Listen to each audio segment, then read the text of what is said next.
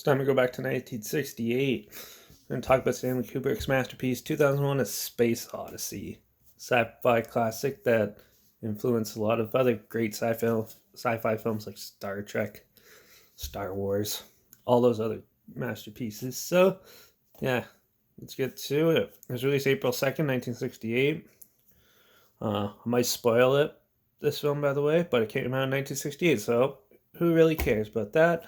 It was directed by Stanley Kubrick. Rest in peace. If you don't know who that is, he's done other great films like Full Metal Jacket, The Shining, he worked on Clockwork Orange, and he's done a whole pile of other stuff. So yeah, we'll be talking about him a lot on this channel. So he's one of my favorite directors. So well, let's get to it. So the plot of this film is pretty basic. Well, not basic. It's a little complex, but so basically, at the start it starts off with like these chimps on Earth before humanity, and this monolith-looking thing comes down and is on Earth, and they're trying to figure out what it is, and it doesn't.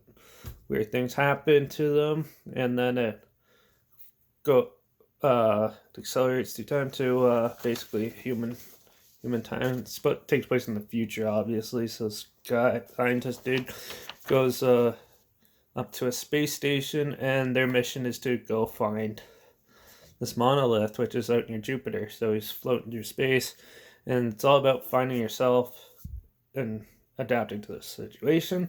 There's a lot of cool, long periods of quietness of him floating through space, fixing stuff on the space station.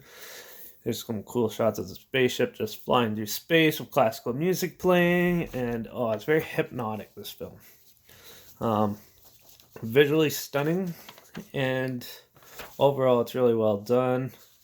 There's not a whole lot of dialogue in this film, but the acting is really good, and special effects are top notch in this, though. Like, this set the bar high, so I think Star Wars was the next one to top it, like 10, 11 years later.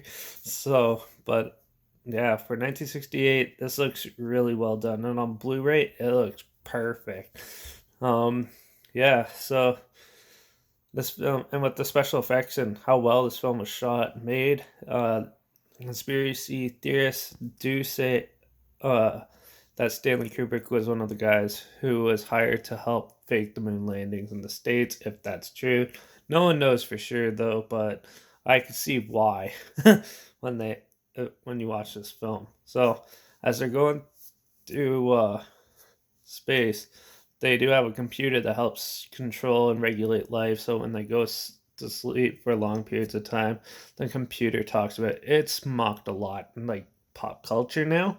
So it's like The Simpsons made fun of it, and yeah, a lot of other places. The Family Guy obviously made fun of it, and yeah. So basically, this computer tries to kill them in the process as they're going to it, and so the lead character has to go dismantle the computer, and he basically has visions where he goes and sees when he's older, and then he finds the monolith. The monolith finds him. It's very confusing, very interesting. Like I said, it's very hypnotic. If you watch this film without any interruptions, it goes by real quick, and it's very soothing, I find. And that's just overall a classic, visual, appealing film. So, yeah, to me, this is a must-see film, and I don't really want to say too much about it. You just have to go watch it if you haven't seen it, because this is one of a big gem in film history. MGM did a great job at releasing it and getting it out there. So it's 2.5 hours, pretty long, but it's worth it, and it still stands up today. So this is definitely a 5 out of 5 for me. And yeah, I'll just stop talking so you go check it out. Trailer's linked down below if you haven't seen it and you want to check it out. Also, my Instagram's on there if you want to see my stories and stuff. That's where I post all my video clips and stuff like that of future reviews. Subscribe if you want to hear more of my opinions on movies like this. Comment if you've seen this, what you thought of it.